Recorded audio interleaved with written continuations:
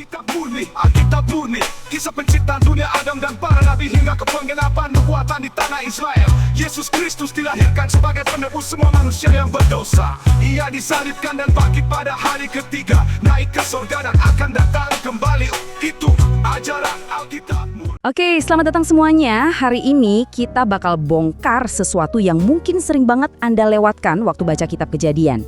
Kelihatannya sih cuma daftar nama kuno ya, tapi ternyata di dalamnya ada sebuah kisah tersembunyi dengan pola yang, wah, luar biasa mengejutkan. Yuk, langsung kita mulai aja. Coba deh bayangin sejenak, gimana rasanya ya hidup di dunia di mana umur manusia itu bukan 80 tahun, tapi bisa lebih dari 900 tahun. Ini bukan cerita fiksi ilmiah loh, tapi inilah dunia yang digambarkan dalam Kejadian pasal 5. Sebuah pasal yang isinya melacak garis keturunan dari manusia pertama sampai ke satu orang yang nantinya akan mengubah segalanya. Jadi sumber kita hari ini cuma satu bab aja, Kejadian 5. Intinya ini tuh kayak silsilah keluarga, daftar nama dari generasi ke generasi. Tapi ini bukan sekedar daftar, anggap aja ini sebuah jembatan. Sebuah benang merah yang penting banget buat nyambungin kisah penciptaan dengan kisah Bahtera Nuh yang epik itu. Jadi apa sih sebenarnya isi dari daftar kuno ini? Oke, sebelum kita lihat polanya, kita lihat dulu deh angka-angkanya. Karena jujur aja angka-angka ini bener-bener bikin kita geleng-geleng kepala. Skala waktunya itu loh, luar biasa. Orang paling tua yang tercatat di daftar ini adalah Metusalah. Umurnya 969 tahun. Wow, itu hampir 1000 tahun. Ini langsung kasih kita gambaran kalau dunia yang diceritakan di sini itu sangat berbeda dari dunia kita sekarang. Nah, kalau Anda baca daftar ini pasti bakal langsung sadar sesuatu. Ada sebuah ritme yang spesifik banget. Sebuah pola yang diulang terus. Hampir kayak detak jantung yang stabil.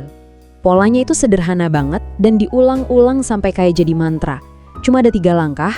Pertama, seseorang akan hidup sampai usia tertentu, terus punya anak laki-laki yang bakal nerusin garis keturunan. Kedua, dia bakal hidup ratusan tahun lagi. Dan ketiga, bagian yang gak bisa dihindari, lalu ia mati. Biar kita paham seberapa kuat polanya, yuk kita lihat contoh pertama dan paling dasar di daftar ini, Adam sendiri. Jadi begini, cara kerjanya. Adam hidup 130 tahun, lalu punya anak Set. Setelah itu dia masih hidup 800 tahun lagi. Kalau di total, umurnya 930 tahun. Terus gimana akhir ceritanya? Yaitu tadi, dengan kalimat yang bakal kita dengar berulang-ulang, lalu ia mati. Dan pola ini terus berlanjut tanpa henti. Anaknya, Set, hidup 912 tahun, lalu ia mati. Cucunya Adam, Enos, hidup 905 tahun, lalu ia mati. Cicitnya, Kenan, 910 tahun, lalu ia mati. Generasi demi generasi, ritme hidup dan mati ini terus berlanjut. Tapi kemudian, sesuatu yang luar biasa terjadi. Nah, di tengah-tengah pengulangan yang seolah tanpa akhir ini, polanya tiba-tiba patah. Dan justru di momen-momen inilah, pesan tersembunyi dari bab ini benar-benar bersinar. Ada 2 momen penting di mana ritme ini diganggu. Oke, kita lompat ke generasi ke-7. Ada seorang pria bernama Henoh. Namanya muncul dan kita mungkin udah nebak ya apa yang bakal terjadi. Dia bakal punya anak, hidup ratusan tahun lagi, dan kemudian mati. Tapi ternyata enggak. Dan disinilah semuanya berubah. Khusus untuk Henoh, formulanya rusak total. Catatan hidupnya nggak diakhiri dengan lalu ia mati. Malah kita dapat kalimat yang mengejutkan dan unik ini. Dia nggak mati. Dia diangkat. Inilah patahan pertama dan yang paling dramatis dalam pola ini. Jadi, poin utamanya itu di kontras ini. Kelihatan banget kan? Di satu sisi ada referen kematian yang terus diulang untuk semua orang. Nggak terhindarkan. Tapi di sisi lain, ada satu pengecualian tunggal, Enok. Seolah-olah penulisnya sengaja membangun pola ini cuma buat menghancurkannya di sini. Untuk menyoroti nasib Enok yang unik. Seseorang yang hidupnya begitu dekat dengan Tuhan, sampai-sampai ia melampaui kematian itu sendiri. Pola ini patah untuk kedua kalinya.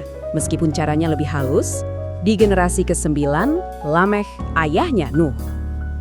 Kali ini, polanya bukan rusak di akhir hidupnya, tapi justru di awal kehidupan putranya. Waktu Lamekh menamai anaknya, Nuh, dia melakukan sesuatu yang gak dilakukan ayah-ayah lain di daftar ini. Dia memberikan sebuah nubuat. Dia menyatakan sebuah harapan. Untuk pertama kalinya, sebuah kelahiran gak cuma dicatat, tapi diberi makna dan tujuan. Lamek melihat ke masa depan, ke sebuah penghiburan dan kelegaan dari kutukan. Jadi, apa gunanya ini semua? Kenapa capek-capek nyusun daftar yang panjang dan berulang-ulang hanya untuk merusaknya 2 kali? Nah, jawabannya ada di fungsi daftar ini secara keseluruhan dalam cerita yang lebih besar. Jadi, beginilah perjalanannya. 10 generasi, sebuah garis yang gak terputus dari Adam, manusia pertama, sampai ke Nuh, orang yang akan memulai segalanya dari awal lagi. Di tengah-tengahnya, kita punya Enoh, secerca harapan bahwa kematian bukanlah akhir dari segalanya. Dan di ujungnya, kita punya Nuh, yang kelahirannya ditandai dengan janji masa depan. Pada akhirnya, ini yang perlu kita ingat. Daftar ini bukan cuma catatan silsilah biasa. Ini adalah jembatan yang sangat vital. Daftar ini dengan teliti melacak garis keturunan dari awal dunia sampai ke pria yang dipilih Tuhan untuk selamat dari air bah. Tujuannya untuk memastikan kita tahu bahwa ada hubungan langsung antara dunia sebelum dan sesudah banjir. Ayat terakhir dari bab ini menutup garis keturunan dari Adam dan secara sempurna mempersiapkan panggung untuk babak besar berikutnya dalam cerita. Nuh sendiri menjadi seorang ayah dan garis keturunan ini siap untuk bercabang lagi.